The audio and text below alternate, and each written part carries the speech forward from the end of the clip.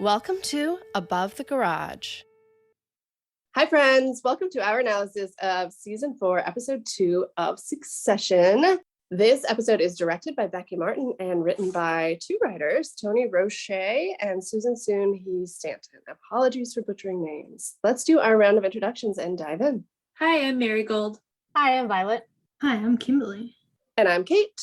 So the episode is named Rehearsal, which did not register with me at first, but I should have guessed. This family loves birthday parties and weddings. Time for Connors. Anyway, Logan and Carrie are walking out. Logan's going to make a surprise visit to ATN, and en route, he tells her to axe the chopper for his kids that just fucked him. They can fucking walk. The pettiness of this family is delightful to me. Or I guess it's mostly the pettiness of Logan. Logan says, "Happy Christmas, you clock-watching fucks." And then later on, like the next couple scenes, like I think it was Greg who said he looks like Santa Claus. There were so many good lines in this episode. I was continuously laughing. I know. The writing is just unbelievable to me. Did you guys realize when you saw the name was Rehearsal that it was Logan and Willa's wedding? For some reason, I did not have that on my radar. And I'm what poor timing of the deal about to go through in Connor's wedding. That happens 100% of the time in this family. Also, they don't care about Connor, so it is very sad. I think it really helps to highlight how much they don't give a shit about personal things. Just the fact that they keep having these big events and their work takes precedence over everything. Mm-hmm. Right. We're really just fucking over their dad is and not work. Takes precedence. Yeah. I was actually kind of impressed with their siblingness this episode. At least Kendall was no, let's do what Connor wants. Let's worry about Connor a lot. Shiv did not give a shit. She's a bad sister. Roman cared as well. Yeah. No, I love Roman. Mm-hmm. Then we're with the kids watching PGN to look for ways to improve it when Shiv gets a call about her divorce. Gretchen Young is conflicted out. Wait, no, everyone is conflicted out. Tom's fucking around the divorce. He's already called all the best divorce lawyers. And I've read about this before. You don't have to actually hire them, I guess. But if you call and consult with them at all, then they're conflicted out from working with your spouse. But there must be some money involved, or else everyone on the planet would do this all the time. Although maybe it's only in their universe where the lawyers are that good that it matters. Yeah, I'm sure he probably had to pay something. Yeah, maybe a consultation. Yeah. Usually, he said they're on retainer, so I feel you have to pay something. Yeah. Yeah. But it's worth it for the billions, the extra billion you're going to get in return in this bizarre world. Right before the phone call, I think was when Kendall is pitching the idea for the show that's just the news from other countries, and he's I'd watch, and then Shiv says it sounds like Homework the show. Yeah. That really got me. Also, this just kind of backs up even more what I was thinking about Tom just being really evil, because it's even if he got advice from Logan, he's basically 10 steps ahead of Shiv, calling every lawyer. And even though he in the last episode they had kind of a nice moment and stuff, it's he still is going to do whatever he can to win, I guess. It's funny to me you think he's this evil genius, because I think of him as so stupid. But yeah, I mean, you're not wrong. That was really fucking smart. I'm really surprised Shiv didn't beat him to that, I guess she's been too busy with the other shit, right? Yeah, and knowing that her dad did that with the mom too, right? She mentions that Logan did that with their mom. Yeah. Well, he said that Logan was the one who gave him the list of lawyers, so I'm sure he got the idea to screw over Shiv from Logan. Yeah, and I also think probably Shiv's still underestimating Tom, I guess, which was why she hadn't thought about doing this yet. So you'd think she'd stop doing that. All right, now Logan has reached his destination, the news floor, and Greg's just watching him down there. Calls Tom, super freaked out. Logan's on the floor. He's just moseying, wearing his sunglasses inside, like if Santa Claus was a hitman. Every line Greg says, so good. I know. And Tom immediately jumps out of his car on the ramp of the parking garage, runs down the ramp. Highly unsafe maneuver, Tom. On the way into the office, he's talking to Shiv, who's pissed about the lawyer move, but talking shit to him. But she's also pretty much blaming it on Logan to me instead of Tom. That surprised me. She can't give Tom credit for anything, even when it's against her. It's interesting. Yeah, he should get credit for fucking her, but no, she gives it to dad. She closes the call with, "You want to be my dad's little bitch boy? Why don't you deliver him a message, bitch boy? Tell him to fuck off and stay out of my life." It's good. Poor Tom, but like you said, he's just being underestimated. That's not fair. Yeah, and then Tom hangs up on her as he reaches Greg, and Greg hilariously compares this scene to Jaws, like if everyone in Jaws works for Jaws. I think that was my favorite line in the whole fucking show. And then you watch him down there and you think of it like a shark in water. Yeah, right? yeah. It's just Totally. Na-na-na-na, na-na-na-na. Oh, and then he also says like I don't know why this got me so good because it's like nothing, but he said he did one big shout and that just Yeah, that made me laugh a lot. Yeah. it's like something Kimberly would say. That's like your style. Yeah, it sounds talking. very And it- British or Australian or something. Yeah. Did one big shout. yes, because he hates the new font, the countdown to the election. And Greg's like, "What is this?" Yeah. This is the future, Greg. He'll just be hanging around like nuclear war once it's rubber stamped, once the deal is rubber stamped. And then down on the floor, Logan's harassing one of the workers who has apparently taken a stupid amount of time to send an email, sarcastically compares them to the Stakhanovites, who, according to Wikipedia, prided themselves on their ability to produce more than was required by working harder and more efficiently. Can you imagine though trying to send an email with Logan watching you? Like standing behind you. Yeah, like there's no way. No, he's terrifying. I felt like half or most of the people in that room were probably like terrified by him, but obviously can't show it. So they're like, "Oh, yay, Logan's here." I mean, that would have been my last day working there. Resignation letter turned in, like done. Totally, me too. I have that note later on. Like, I would think at least half of the floor would be cleaned by tomorrow. Like, no, I don't need this. I can't live like this. But Tom bites the bullet and he goes down to join Logan, who is bitching about everything. And Tom's blaming everything on Sid when Sid joins them. And they start talking about Carrie's audition tape, which, I immediately want to know more about. And Logan wants to know what they think. Nobody wants to answer him. Well, what did you think, Logan? She's my assistant. It would be very unprofessional of me to get involved. Which is hilarious as he's fucking her on the side. I assume his refusal to answer means that he also knows that she sucks. Carrie aside, though, he wants to do a speech, a kind of man of the people speech, somewhere down here in the middle. One of my favorite lines that Tom said was, "Maybe he just wants to play a sex tape on late night, Greg." Like that was still a thing from last episode.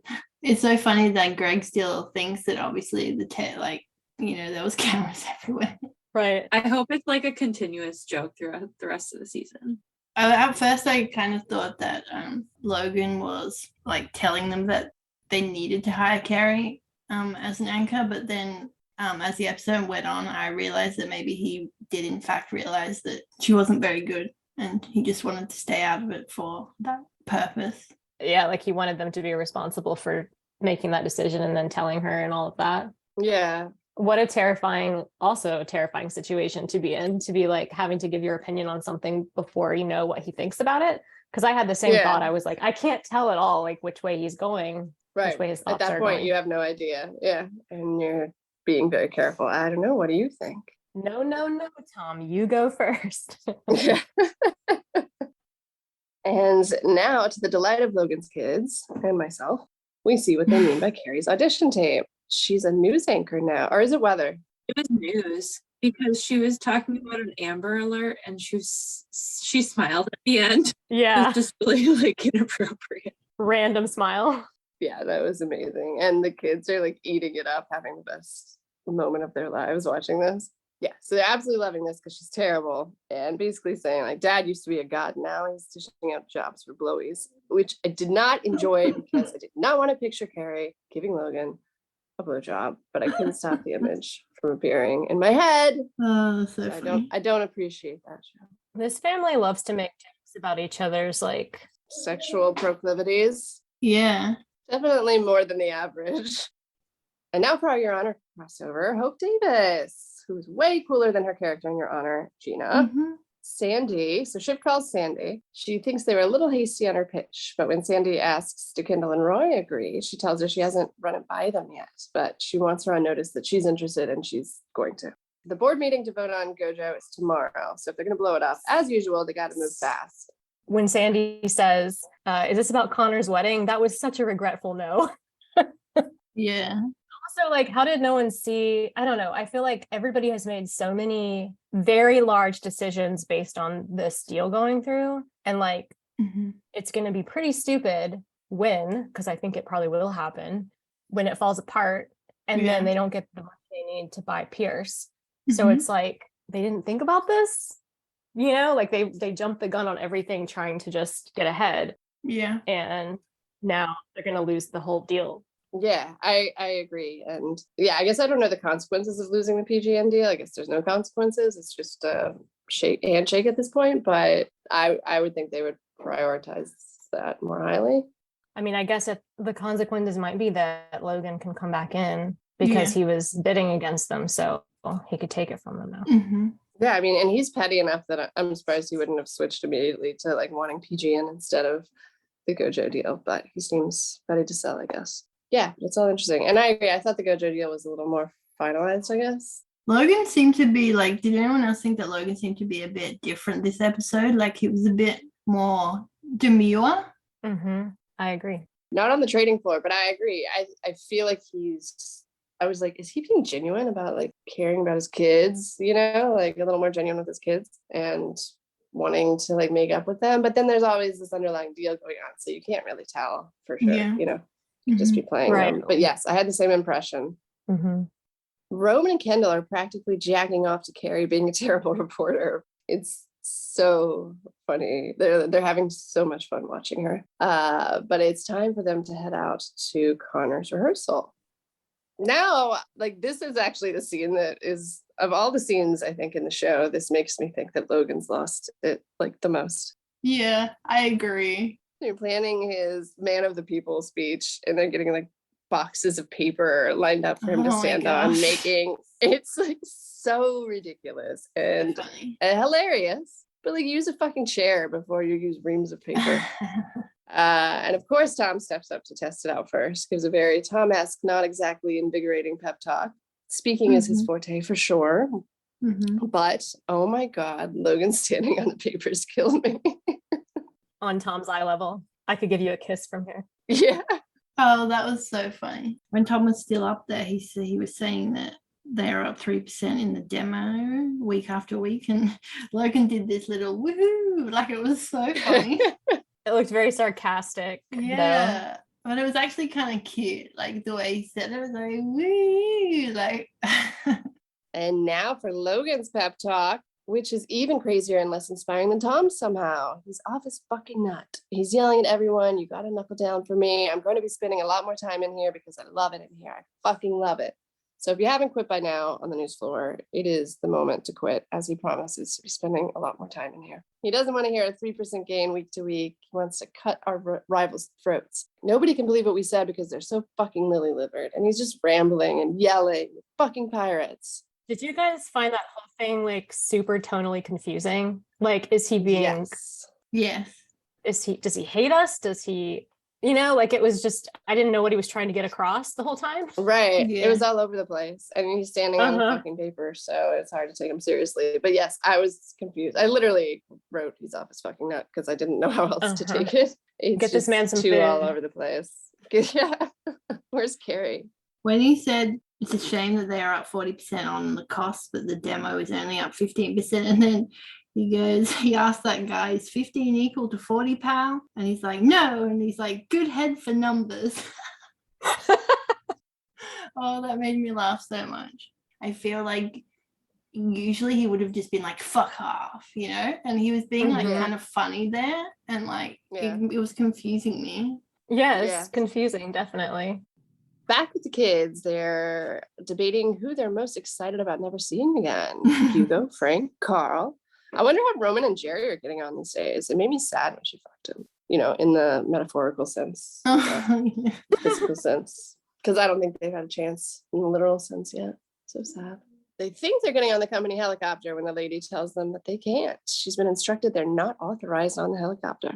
Kendall gets it right away. I'm surprised the rest don't get it quite so fast. Yeah. It's Dad. He's fucking with us. He knows we're out here making moves. And the helicopter takes off without them as Roman threatens to devote $100,000 to ruining this woman's life.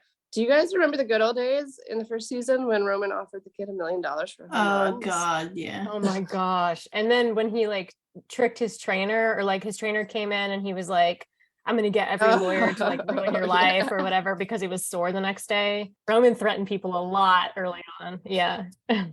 I've been watching with subtitles, and because I feel like on this show they talk like not over each other, but they all kind of talk at the same time. So sometimes I feel like you can miss things.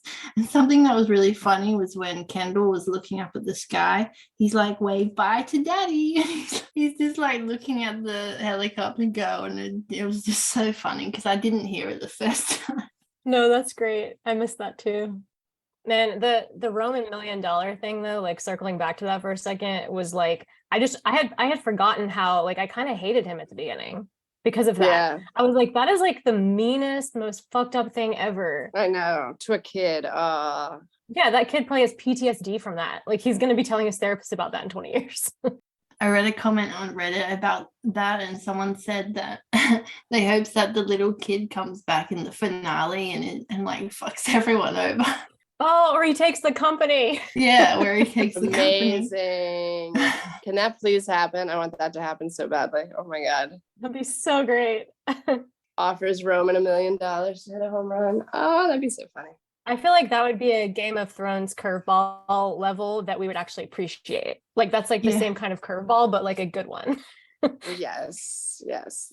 So this is also the scene where the boys learn that Sandy and Stewie want to meet. Sandy believes there's more juice to squeeze from the Swedes, and Shiv kind of plays dumb, like definitely does not expose that she's the one that called Sandy an hour ago. Then it's Jerry laughing about something with Hugo, which is, of course, Carrie and her on-screen debut when Logan walks in and he demands to know what they're laughing at, but he backs off pretty easily. I was surprised. So they get to the point that they're there for. Mattson wants to do a photo op. Is that something Logan would do? And then it's so funny when Carolina and Hugo are fighting about doing the option deck, and she's like, "What, is your laptop not working?" But you can obviously tell that he's like trying to hide whatever's on his laptop screen. So Hugo finally opens it up and Carrie's still on the screen. Why did he plug it in before he closed the window? I don't I understand. know, it's so stupid. I was like, just open your laptop screen, close it down, and then plug in. Right. Yeah, no, and that was driving me crazy too. But it was hilarious watching them argue over, is your laptop not working? And then everybody and like that didn't flash up on the screen for a second. Right. Jerry suggests that Logan have his moment in the sun and do the photo op, and Logan attacks her for working for Mattson already. I'm still fucking here. He tells Hugo to have someone go suck off an independent director. I think he was talking about somebody on the board like trying to win them over or something. And Yeah. Mhm. so he was saying, Okay. go give them a blowjob to like get them on our side, to keep them on our side. Then the kids are arriving at the rehearsal and are surprised as they get out of a taxi with Sandy and Stewie. And Stewie takes this opportunity, obviously, to make fun of them for arriving in a taxi. But to the business, he tells them they're prepared to vote no for the Waystar Gojo deal tomorrow. They think they can squeeze more out of the Swedes. Logan can do the deal without Sandy and Stewie, but if they get the kids on board, they can force him back to the table, back to the ring for one more round. They want more money. Roman's back to a hesitant dad loving Roman all episode, says maybe we're just done cornholing our dad. Like he's being smart about it, really, because he's the only one who like actually is like, hold on, we're like using our emotions to make decisions. That's like you said last week. You're trying to fuck Tom, you're trying to fuck dad. Like they're definitely using their emotions a lot more than he is. He's thinking about the deal. By the time they get inside the rehearsal without their helicopter, the rehearsal is over and things are rude as fuck from the outset when they run into Willa. She's clearly freaking out. She's trying to escape. She says she's not vital from here, right? And Roman's like, yeah, the wife isn't important. And she says, everything feels very vivid today, huh? And a few other I'm freaking the fuck out things before she runs off. And Shiv calls it a fairy tale wedding. It feels a little fairy tale-esque as she like runs out of there. And Did she drop her slipper? I know, that's what I'm expecting. One of my favorite lines from this episode actually comes now is when she runs off, Roman says, I have enough cash, I'll take her. Oh my gosh. Yeah, that was good. It was so funny. Awful. Wasn't Willa, like, obviously she was a prostitute at the beginning. But I'm pretty sure, wasn't it Roman that actually introduced Willa Yeah, to I think Connor? so. Yeah. At this point, Shiv's fully obsessed with talking about Sandy and Stewie. Mhm. And the guys aren't even considering as legit. They just want to go see their brother. Aww. And when they get in there, Connor's like finally commenting on their late arrival. And Shiv tells him, Dad screwed us. Sorry. And he asks him, how is it in the hills? Supply line's okay. This is how it is. Me and Dad on one side, you guys on the other. He's enjoying it because he's always like the left out sibling. Mhm. Then he tells them what they missed, which sounded fun. Willis stood up to do her speech and said, I can't do this. And then hid in the bathroom for 40 minutes with her friends. So that went well. Shiv could still care less about the Connor situation. She just wants Kendall and Roy to talk the deal through. And they still want to focus on their brother. Connor asks if they want to do some karaoke. And Roman's like, is it possible to do literally any other thing in the entire universe than that? I related so hard to him right there. I was like, same Roman. At this point, I felt pretty sure they were going to do karaoke just because the concept of it was so funny and it's like perfect for this show. They talk him into going to get a drink, a little bachelor party for POTUS Scrotus. He wants to go to a bar with guys that work with their hands, with grease. Grease, blood in their hair, and then Roman says, I don't like these guys. Yeah. Yeah. So good. Back to Logan at ATN. His fun day at work. He is in the kitchen bitching about pizza. What is all this pizza? This is out of control. He thinks that they should just reheat old pizza. And Greg, I love that Greg comes down to him. There's the song factor, which is for real. You can't just reheat old pizza in the microwave, Logan. Yeah. My trick that works really well is on the stovetop, like kind of like on low or medium low, on a pan with a lid on it. It's so good. It makes it so crisp. My mom taught me. I do it in the oven, but that sounds interesting. Yeah. I usually microwave and then put it in the sandwich press, and it makes it really crispy. We don't have sandwich presses in America. Really? Just kidding. Just kidding. Are we all ordering pizza after this? Because I feel like you can't say pizza like more than twice until you have to order it. Yeah. All right, but this kitchen meeting is not about the pizza. Logan wants to talk about Carrie, and Tom's lying through his teeth. Sure, she's got it. And Logan asks, is she the finished product? Well, you wouldn't expect her to be. In fact, she's very far from it. And then he slowly works his way to maybe we start her under the radar. Now that's smart. It can be damaging to put talent out there this early. And Logan just repeats, I'm nowhere near this. I just felt like Logan is just so disconnected to like everyday like office life. I don't know, like pizza in an office is just so like normal to me, but like it just feels like so foreign to Logan. I was like, oh, this is just so telling of who Logan is. Yeah. And he's also not going to save like any fucking like notable money by cutting out the pizza that they Yeah, it's not a real complaint. No, but his day in the office is funny, like entertaining concept. It is funny. You know, it's also a good point, Marigold, about that, because I feel like that's one of the themes of this episode too, is like their disconnection from like real things, because then later when they're in the bar, oh yeah, and they all are so uncomfortable by the whole like actual bar for real people. Yeah. And so then they go to the bar. The kids are at this dive bar. Connor is tracking Willow, we learn, which is totally normal, though. It's a factory setting that your phone comes with to track your significant other. Totally normal. They're like, all right, we can all track her together and put it on the big screen. Can monitor her dot together. Yeah. And apparently her dot stopped. She's found a spot that she likes.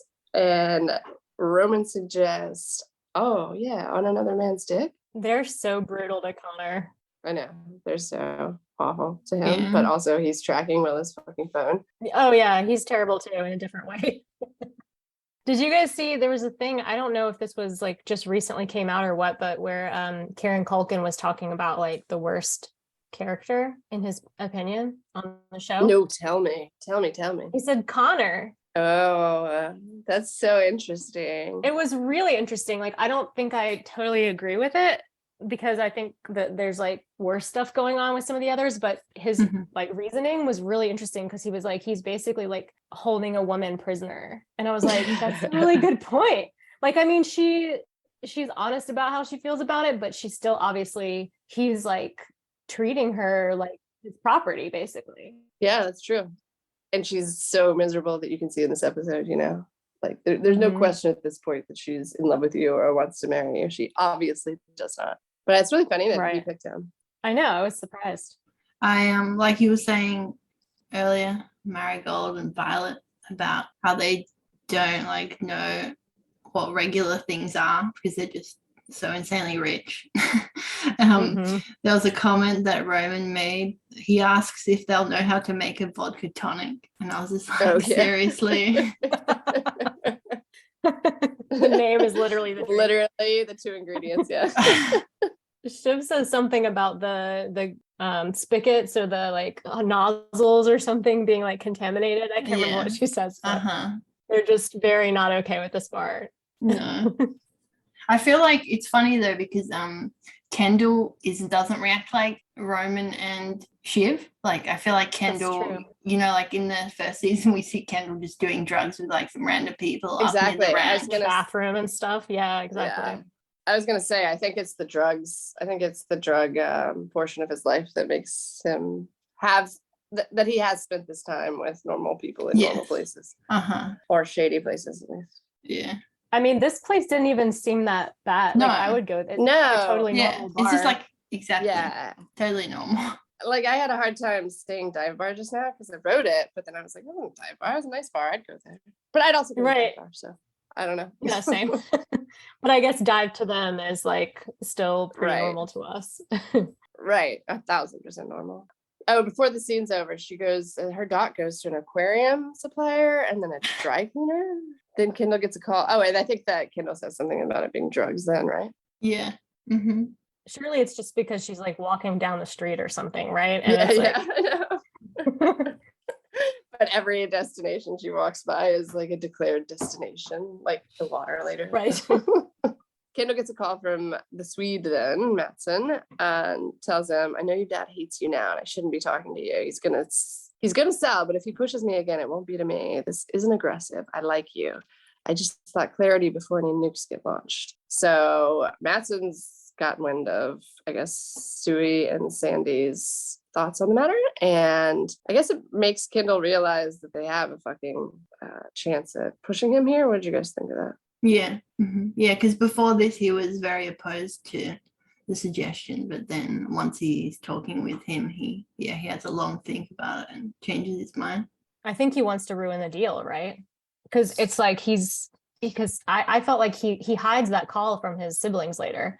So I think he's looking at it and being like, oh, if Madsen will be out, then the company will lose the deal. And then Kendall has a chance to like slip back in. That was my thought on it, because he seems like he's later, he has his own reasons for doing that he's not telling the siblings. Yeah, I think that's definitely possible, especially the way he was in thought about it after. You like see the like gears turning a little bit when he's like looking, and then he texts Stewie to ask for the comparatives, because I think that was going to be, I think he was doing that so that he could act like that was his reason.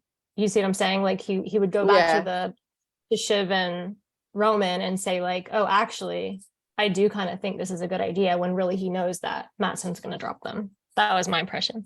I didn't look at it that way. Yeah, that's a good point though. Yeah, it's hard to tell. Right. What did you think, Marigold?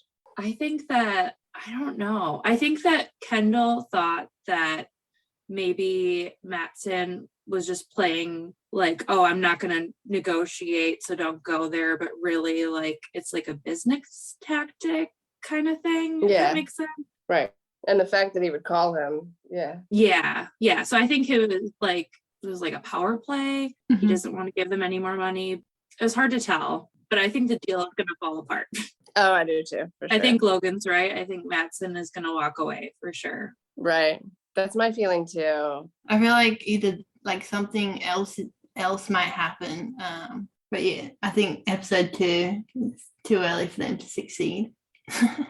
You think? Yeah. That is another very valid reason.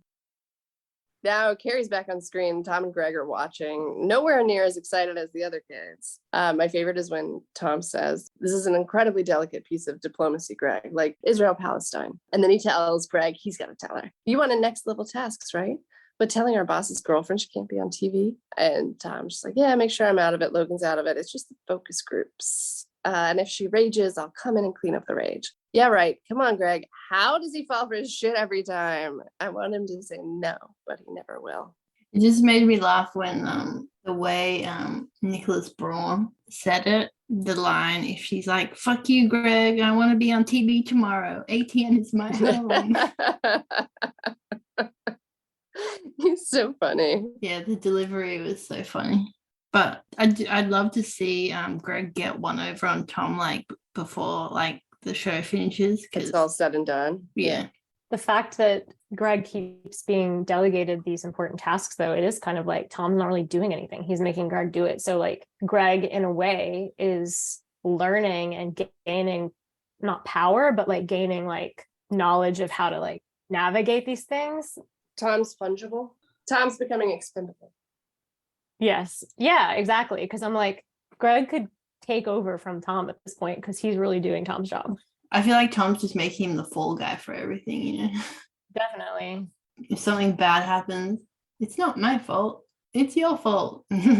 Yeah, but you think he'd have learned that from season 1 and all the other seasons, really? Totally. I mean, this isn't a big deal. You can't get in like criminal trouble for this. Like the first one, he gets him to shred all the Oh my God. documents. Right. I guess is season 2 or season 3? I don't know. When Greg actually like quits on Tom, he's like, "Yeah, no, like this office furniture thing, all the things. Just like, no." So yes, I would like to see that happen again before the end. But here he is back in as Tom's bitch. Bitch boy. And bitch boy. All right, and the kids ask Kendall, "Who was the call?" He says it was Mattson. And then Connor's like, "Fuck, she's on the river. She's in the East River." And I actually thought, even though they've obviously been doing this thing where she's just walking down the street and they obsess over every destination she walks by, I actually feared her killing herself. Yeah, me too for a second. Yeah, and later, again, I was like, oh shit, I guess that might be an option for her this episode. But not yet anyway. She's just on a bridge traveling to Williamsburg. Connor finally asks what's going on with the other three. And then Roman gets a text from Logan, and Kendall and Shiv demand to see Roman's phone and discover Roman texted Dad on his birthday. And there's a funny overanalysis of his 6-word message. There's only 6 words. And in particular, his "take care" seems excessively warm. Shiv's still pissed about the divorce lawyers. She tells him about Dad advising Tom to call the divorce lawyers. She got mommed. What a fucked up family, huh? But Kendall's obviously come around to Shiv's perspective, whereas Roman's still not. If we bump PG in, this will blow that up. Mattson will not renegotiate, and that'll leave him fucked and without any cash. And that's without Mattson even telling him that. Whereas he has told Kendall, but Kendall points out they overcommitted on Pierce, and another push will get them the extra cash that they need. So he's fully on board. He says this is what Dad would do in his prime. And poor Connor's just been listening to their business bullshit at his POTUS SCROTUS party and finally interjects, "God damn it, you fucking ruined it. You ruined it all. I just wanted to have fun with my family tonight, and you fucking ruined it." And Kendall still cares. He's so cute in this episode. What would you like to do, Connor? "I would like to sing just one karaoke song because I've seen it in the movies and nobody ever wants to go." Oh. They've never done karaoke. Of course they haven't then. I knew they were going to end up doing karaoke, although it ends up being nowhere near as entertaining as Kendall's season 2 wrap. Yeah, you want them like in front of a whole bar of like strangers doing it, right? Not Yeah. They were just in a little booth, right?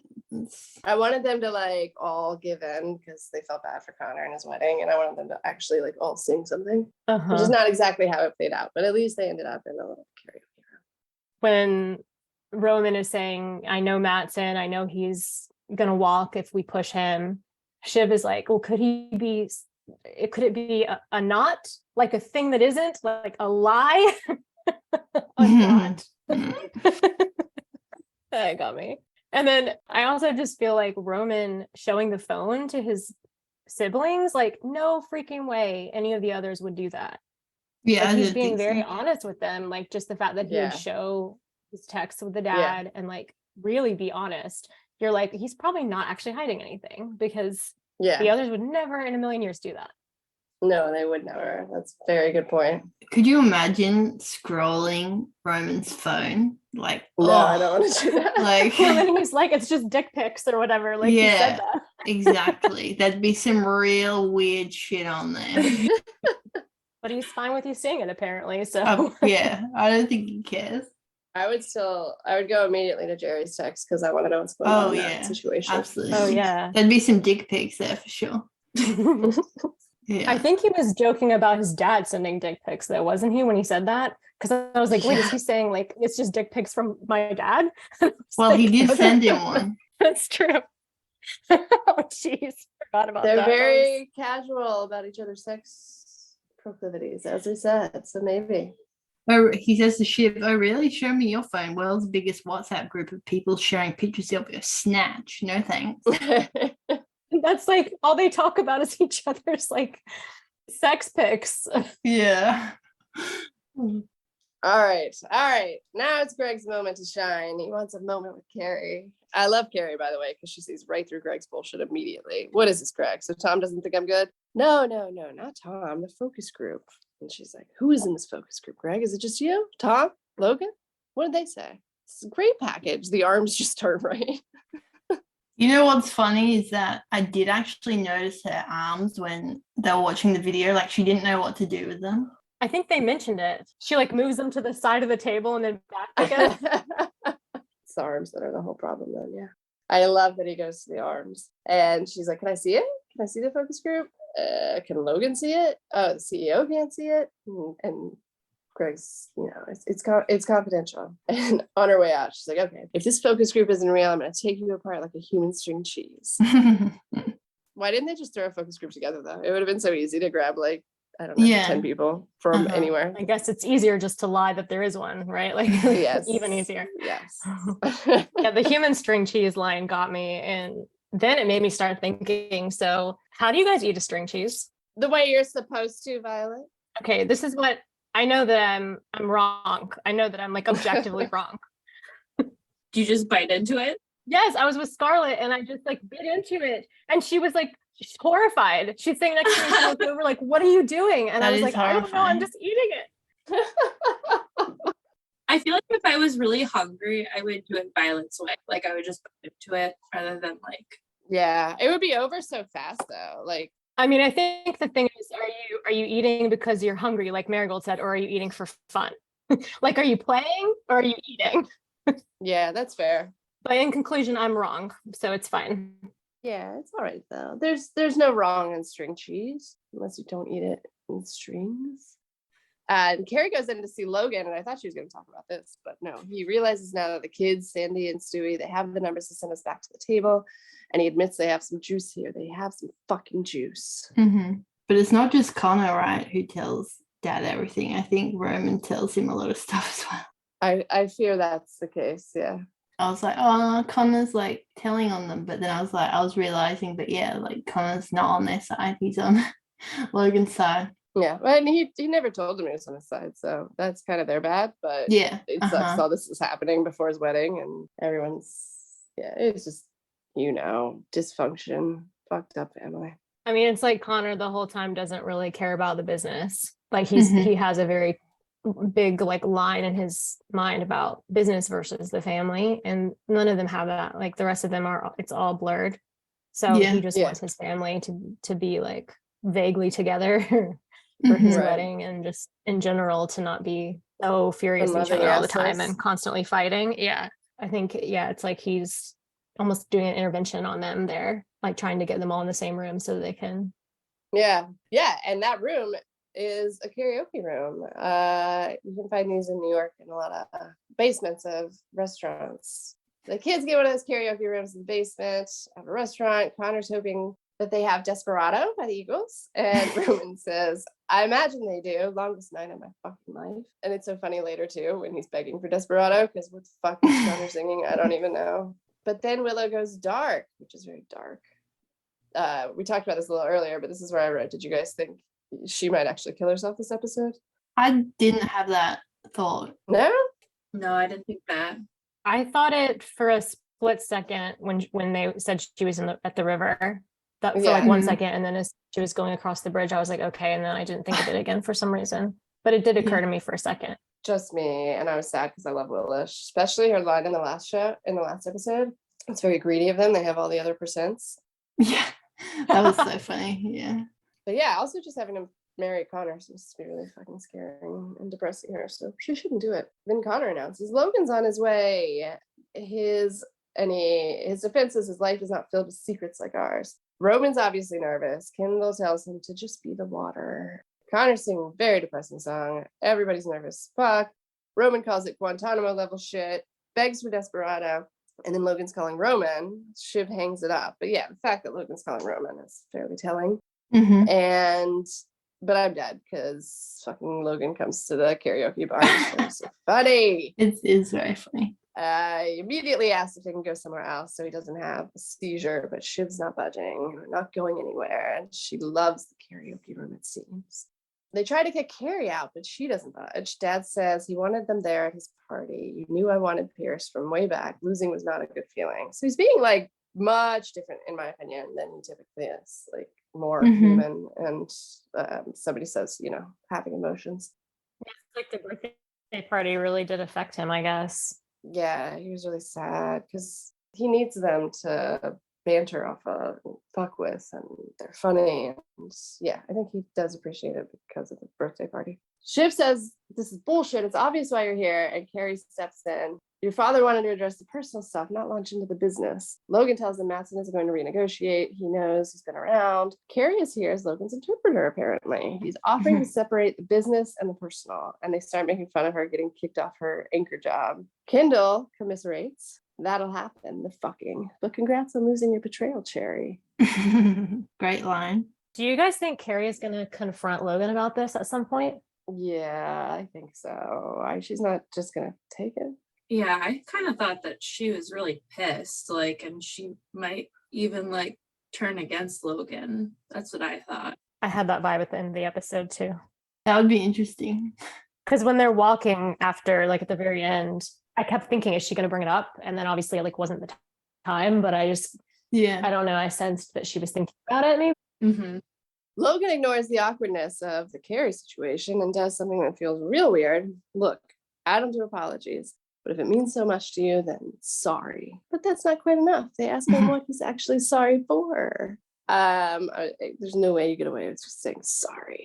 But when they ask him what he's actually sorry for, he's like, I guess the helicopter. Shiv's all sarcastic. Oh, the helicopter from fucking today? As if his fuck up started today. The way they ask him, what are you sorry for, reminded me so much of a kid. Your child says that, and then you make them think about it and say what they're actually sorry for. You know what I mean? Yeah. Yes, I've done it 1,000 times. So yes. And Roman was so serious in this scene. He really wanted his dad to apologize for everything. He wants everything to be fixed. I think Roman more than anyone wants everybody to get along and everything to be fixed. He just wants his dad's approval. Yeah, more than anything, for sure. He also wants an apology. It's nice, Yeah.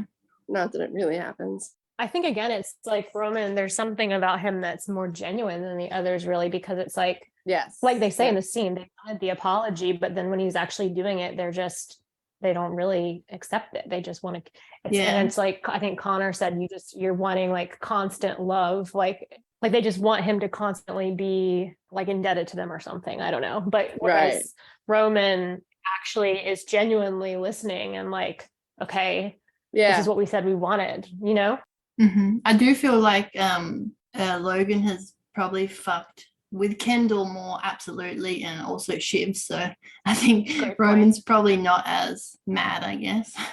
Bitter. Yeah, bitter. Yeah.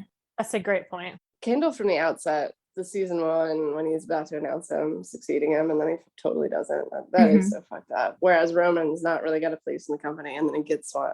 He just hasn't been fucked as much. But also, I think he's a much more genuine person. So even if he had, he could still genuinely forgive Logan. But Roman, he's serious. Yeah, so are we really doing this? Because what fucked all this up was Mom from Italy, which again is crazy to even just start there instead of 40 years ago, or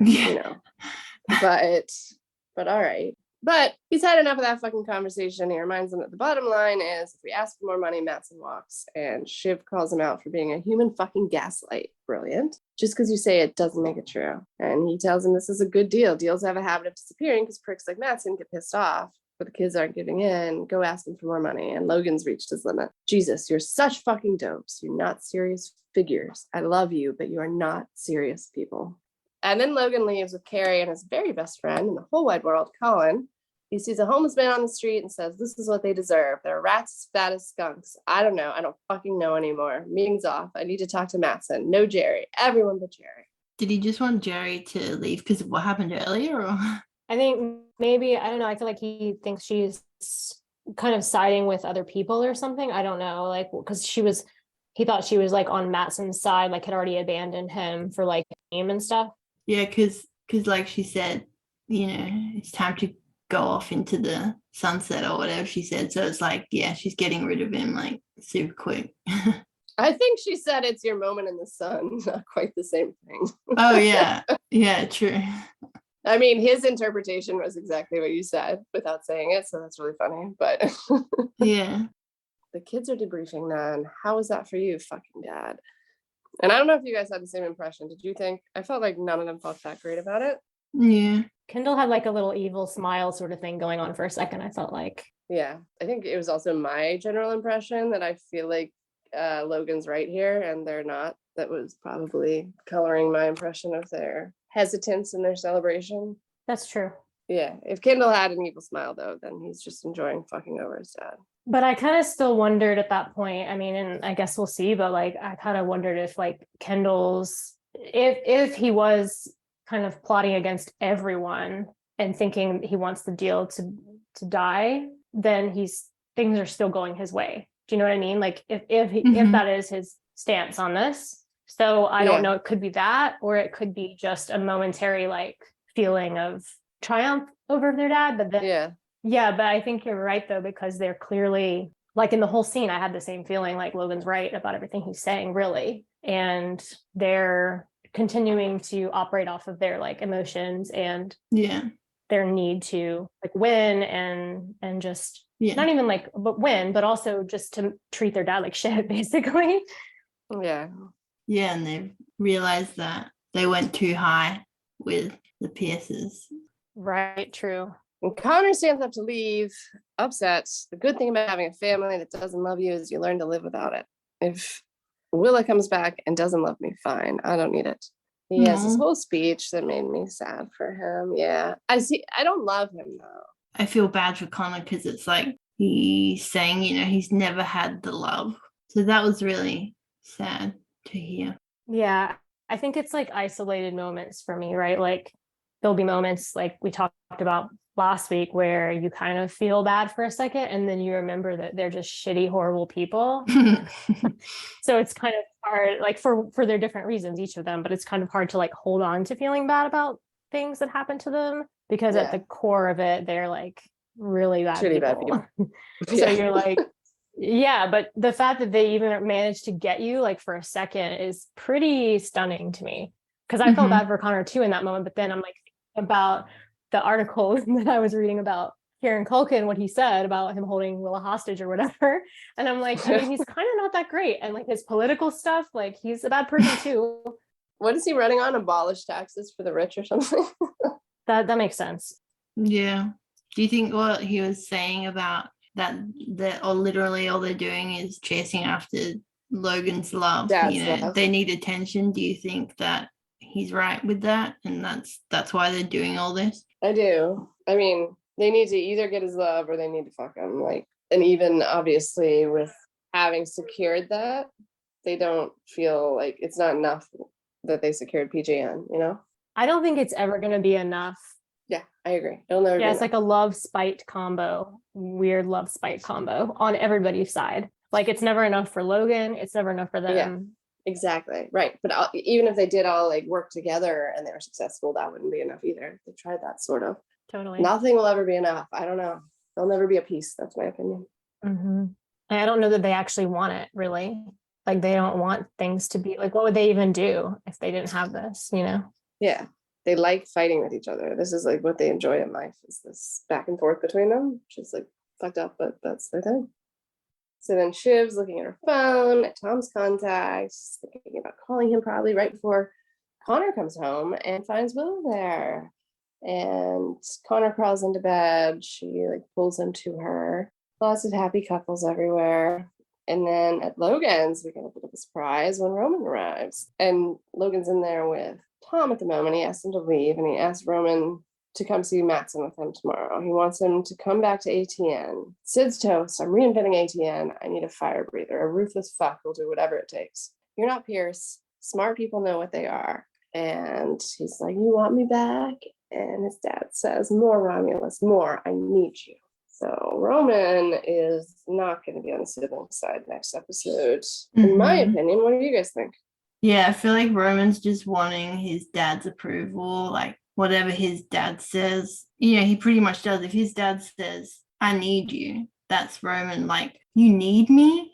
Everything Roman's ever wanted, right? Yeah, Logan knows that Roman's the one that will bend for him. I feel like I don't know if Logan actually believes that what he's saying is what Roman is, like, you know, fire breather, a ruthless fuck, he'll do whatever it takes. Yeah, that was my comment. Like, there's no way that that's how you describe Roman. But it's maybe what he thinks Roman wants to hear, though, right? Oh, yeah, absolutely. Yeah, Roman's definitely the easiest to play. I mean, I think he's just kind of targeting him as the easiest target, the smallest, slowest of the pack, sort of. Also, he has the right instincts about the deal. No, you're right. He does have the right instincts about the deal, because he seems like he's right. Yeah. And I don't know. There are things about Roman that I think would make like a lot of sense, but obviously like not as CEO, not as the next successor of the company, because he has no experience in this realm. So I don't know. Roman and Jerry together. Yes. See, that would work. I love that. That's what I want. But Jerry's on the shit list now that Roman's back. That's true. I think that Logan also knows that Roman is not, he's like the sibling that doesn't hold grudges. So like the other two are going to hold on to the anger forever and ever and ever, whereas Roman like lets it go easier. Yeah. He can pull him back in by just being like, sorry. And then Roman's like, okay, it's fine now. Whereas the others are like, no, that's not enough. Right. He wants his dad's love more, even, that he's willing to forgive everything easily. I don't know. I really love Roman, but I'm sad that he's switching back to the dad side, the dark side.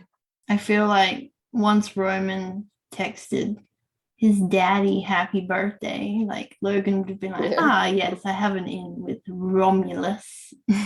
Yeah, totally. That's why they were pissed, because they were like, we said no, communication until an apology, but he did. Yeah. And I'd like to know if it was before or after he was like screaming at them on the phone about Pierce.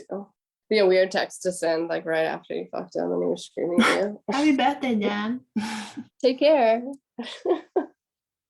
Okay, I think that's a wrap on our analysis of Succession Season 4, Episode 2. Come back next week for Episode 3. And in the meantime, check out our social media on Instagram and Twitter. We make new content daily. Kimberly makes the prettiest collages. And just come find us. Thanks for listening. Bye. Bye. Bye.